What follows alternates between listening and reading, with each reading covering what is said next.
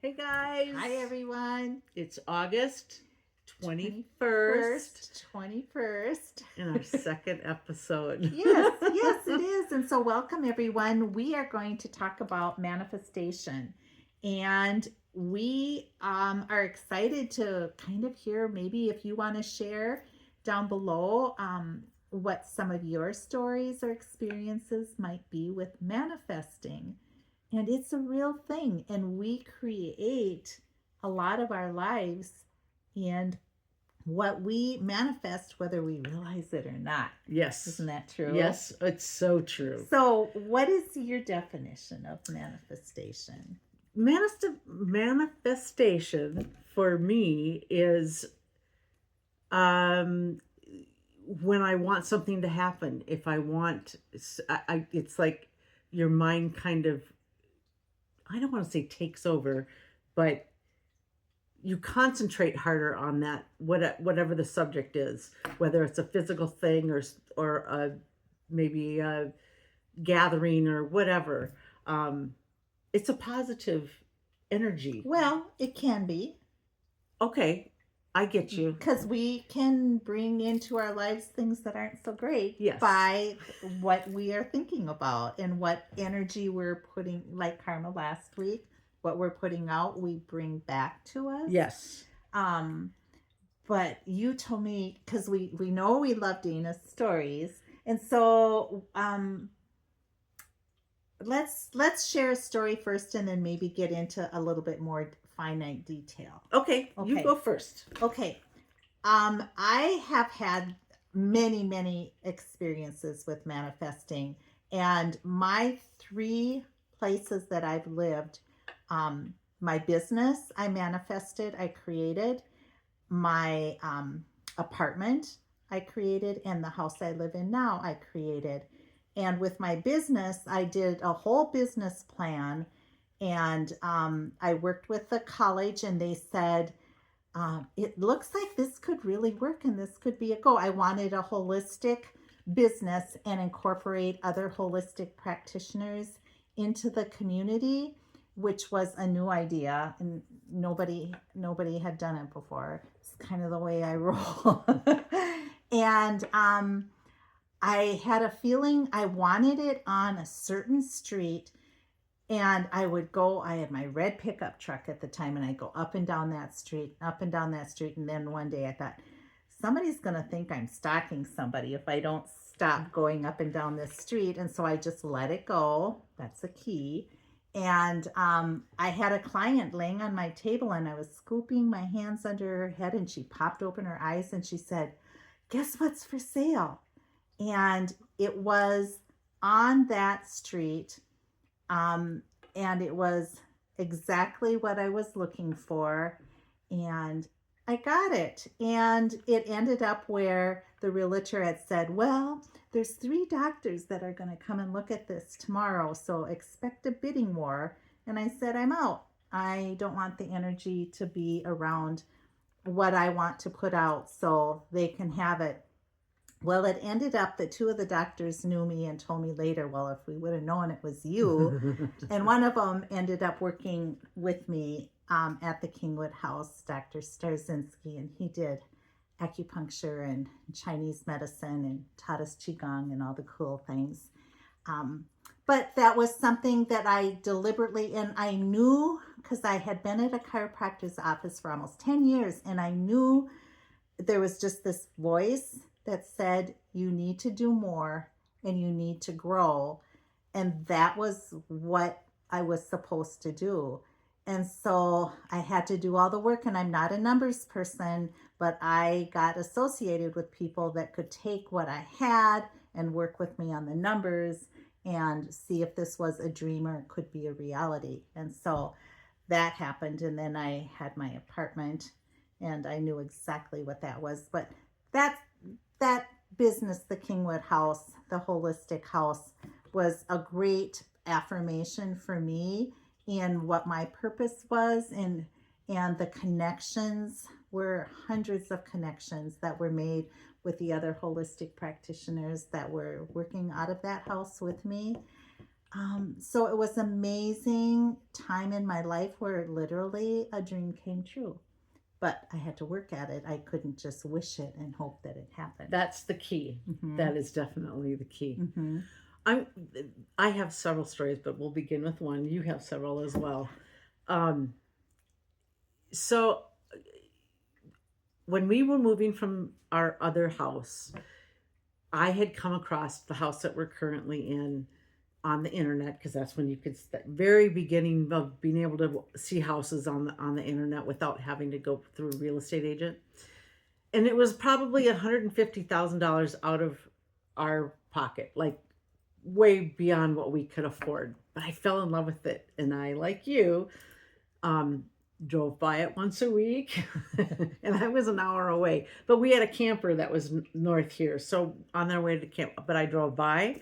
I every day I'd get online and I'd go through every single room, and I finally said to my real estate agent, "Can I just see it? I just want to see it." This was probably in the spring of 2005 and or 2004, and she said, "Absolutely not. not going to get your hopes up high. It's out of your price range. Stop looking at it." And I didn't listen. I kept looking, Mm-hmm. and it did come down a little bit in price, but still way out of our price range.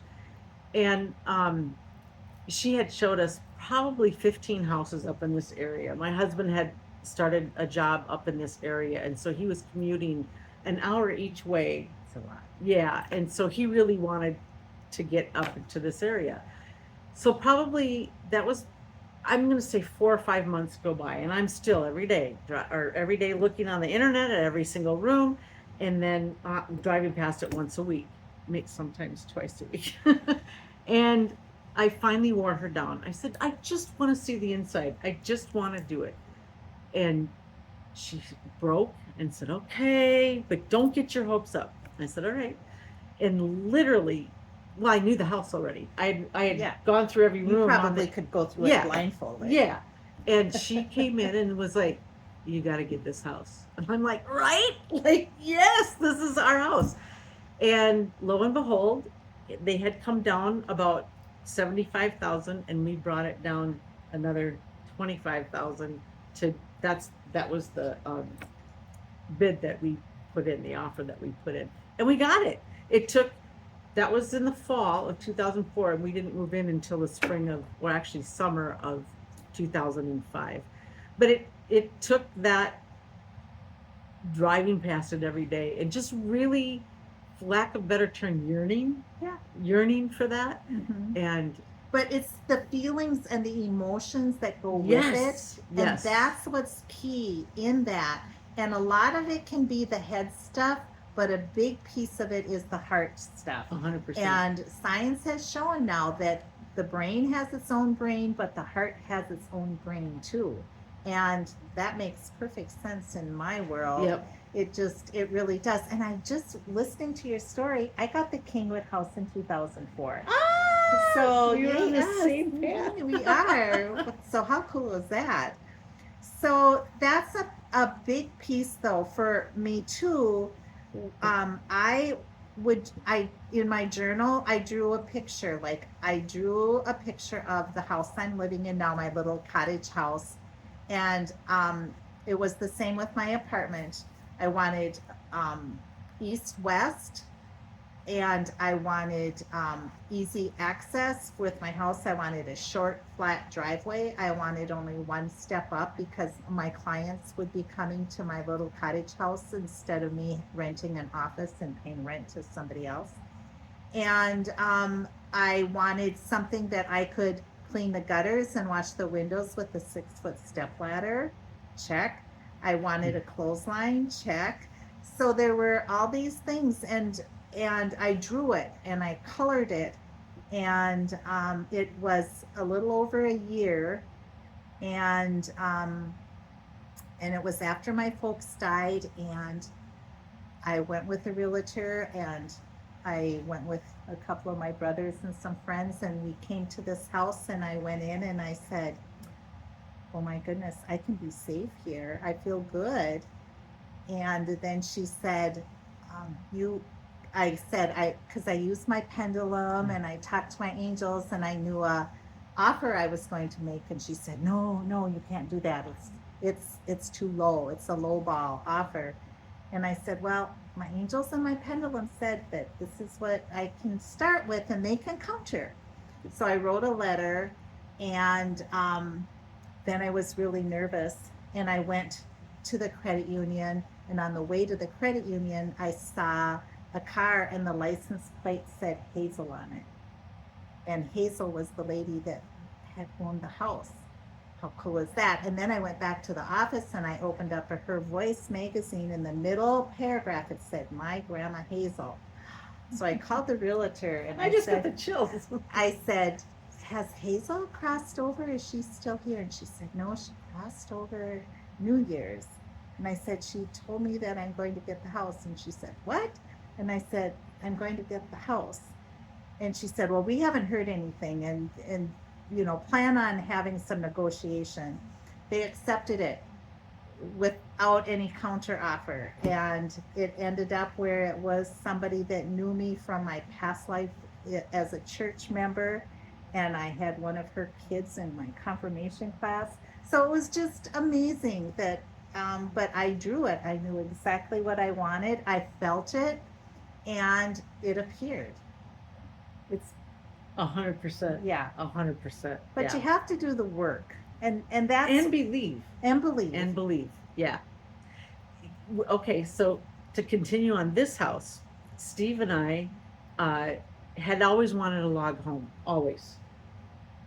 They're astronomical prices. We just it was something. So we conceded that's not going to happen for us. Fast forward about 7 or 8 years after living in this house, we were having I wanted to put a small dresser in the entryway, and he did not want that because it was going to take up too much space. He likes to have it nice and open. And so I'm looking at the wall that separates the kitchen and the entryway, or the little room that right off the entryway, and I said, it's so big. Can't we take the wall out and like put a nook in there, and that's where we could put our coats or whatnot? And he said, yeah, we can do that. And he opened up the wall, and guess what we found? We were living in a log home. We were living in a log home. I know, for 7 years. So yeah, it was just another manifestation that came out in an unconventional way. Right. And that's where too, I think a lot of it, being persistent is one thing, but also in allowing to let go and allow divine timing to kick in, because there's so many parts that have to come together in order for everything to click and it is the right time, and this can work. You kind of have to. I'm a very impatient person. Just talk to my husband. So I had to learn the hard way how to let go and let things unfold when they were supposed to unfold. I still kind of have a problem with that. I'm antsy, and I think we feel comfortable if we feel we have control over things. Yes. And Yes. it helps us feel like we're safer sometimes, because things aren't just floating nilly-willy all over the place. But we can drive ourselves nuts with needing to control things too, because I can definitely attest to that too. So years ago, The Secret came out, and I'm sure a lot of you are familiar with that, and that brought an awareness to a lot of people. But I think in a way it didn't show the whole part of needing to work for it. You can't just wish for something to happen. Yeah. And then just, I mean, sometimes there can be quirky little things that can pop up, and just the unexpected surprises that God or the universe can present to us. And the more we pay attention to things, the more things pop up, and we start getting our answers. And that's a lot. With trusting our heart and our intuition is huge. Yeah, huge. Because when I was working at the chiropractor's office, and I had this voice telling me, okay, you need to be moving on and do bigger. And it was like I was safe and comfortable working there. I had a great office manager. I didn't have to make appointments. She did it for me. Everything was easy. And it was like, oh, that means, and I'm an introvert, so it's hard for me to put myself out there. But when you're supposed to do something and you listen, doors open. Open.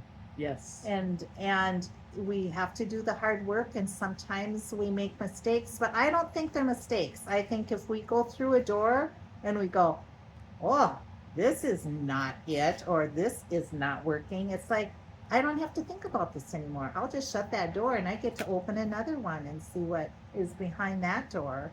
But every step is a step that we either pause or move forward in creating and manifesting things that we want in our lives. Yeah. Yeah. And 100%. and some things we don't have control over. There are people we love that get sick, and they're doing all the things, and sometimes they get well and sometimes they don't, and it's their time, and it's their, I believe in, we have a contract before we come down here and an agreement so we can continue learning and growing. And I believe in past lives, but those are all topics we can get into at other conversations to share. And there's lots of different books that you can read up on, or can maybe be encouraging and inspiring. And Cash Peters is an author, and he's also someone on YouTube that I like to listen to. And he's written some pretty awesome books that you can get on his website or on Amazon. So it's just Cash, like the money, and Peters. So it's real easy to remember. She shared a little bit today with me. Check it out. I'm going to check it out. Yeah. Definitely. He's a cool guy from the UK, and he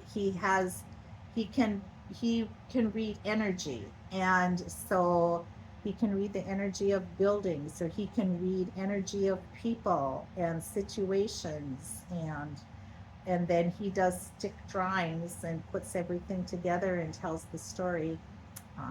Will you talk a little bit about energy? People, and I was one of them many years ago who didn't understand when people talked about non-tangible energy.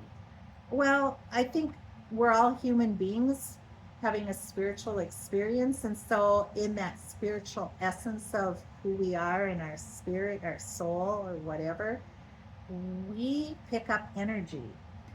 We give off energy. 100%.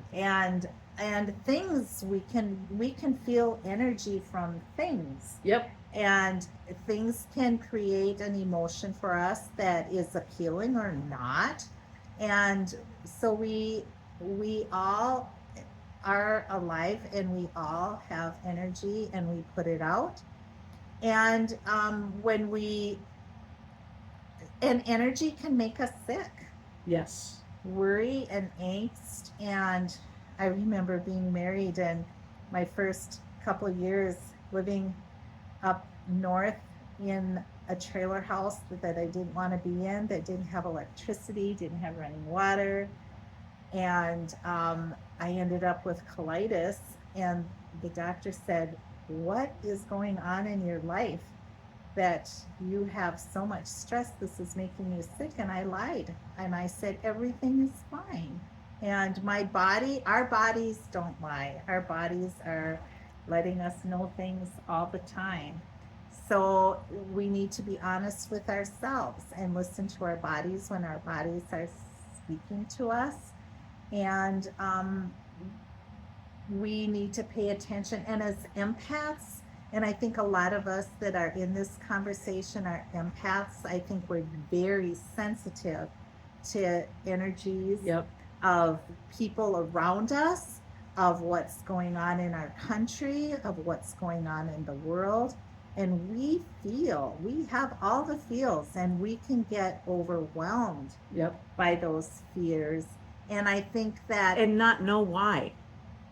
That, you know what I mean? Okay. You can have, and I guess I'm speaking for myself. I've been in where I don't realize that the mood I'm in is because of an energy Oh. that's put out there. Mhm. The day that said, I'm going to pronounce his name wrong, Saddam Hussein was found. Remember, he was found in an underground bunker, Mhm.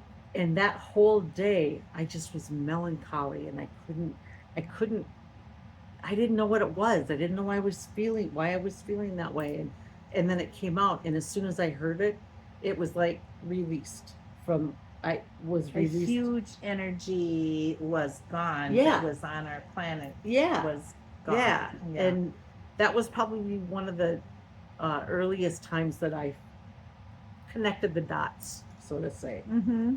So I'm sorry, I interrupted. We're good. We're good.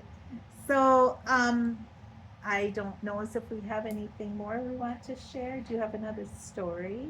Um, I have so many stories.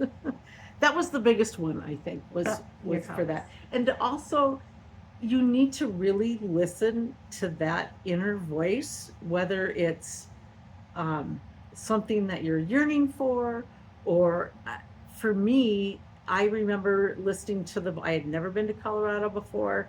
I had never driven anywhere that far by myself before, and I listened to the voice. It said, you need to move to Colorado. And so I did. I packed up my little Honda Civic, and that's where I met my husband. And everything just kind of fell into place.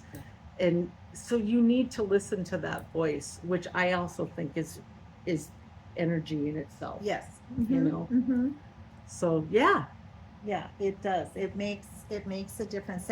And see my T-shirt. I was got just it. gonna say before we See, go, be a kind human, and And- that's energy. and notice the Oh, pearls. this is Ruth.